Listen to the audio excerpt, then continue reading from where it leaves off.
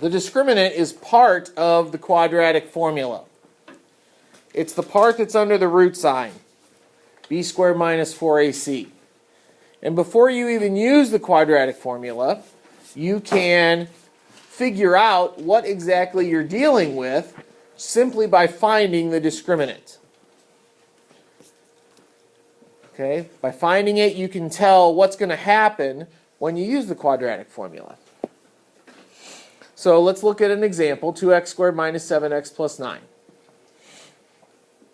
And if I find the discriminant for that, using b squared minus 4ac, where a is 2, b is negative 7, and c is 9, I get negative 7 squared minus 4 times 2 times 9. That's b squared minus 4ac, which is part of the quadratic formula. It's the part that's under the root sign. The discriminant value in this case would be 49 minus 72, which is negative 23. So the discriminant value for this equation is negative 23, which means nothing to you because I haven't told you the discriminant, what that tells you. Here's what it tells you.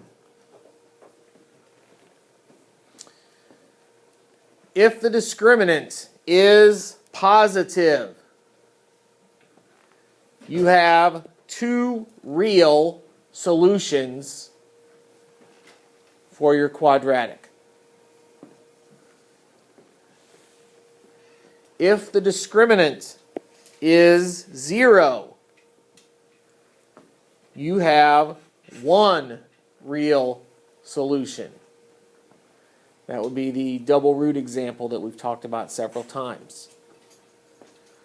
And if the discriminant is negative, you have two imaginary solutions.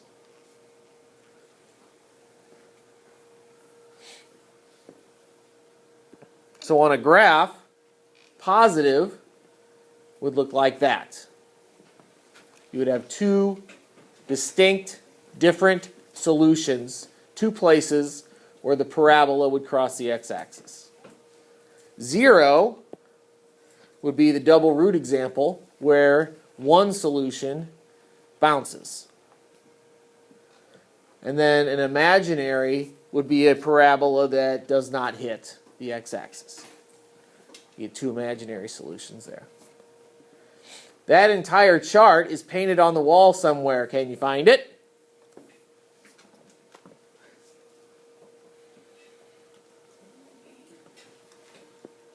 So in our specific example in this problem, we have this problem. When you use the quadratic formula, you would end up with two imaginary solutions.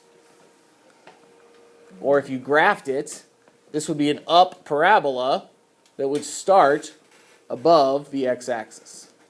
How do I know it's up?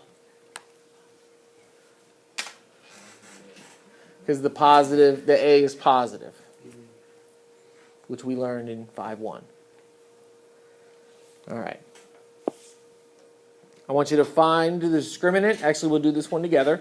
We're going to find the discriminant, and we're going to describe the nature of the roots, which means just use that chart. So the discriminant is b squared minus 4ac. b squared is negative 2 squared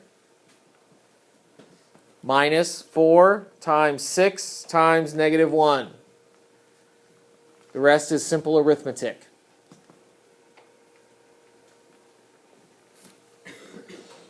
Negative 2 squared is 4.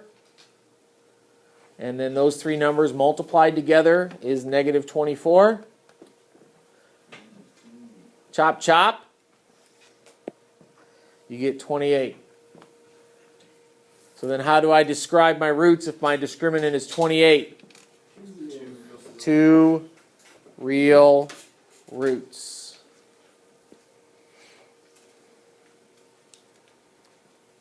Pretty simple. Your turn. You do that one.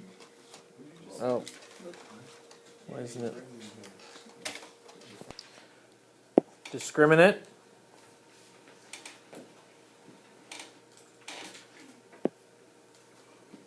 is negative 87, which means we would have two imaginary roots.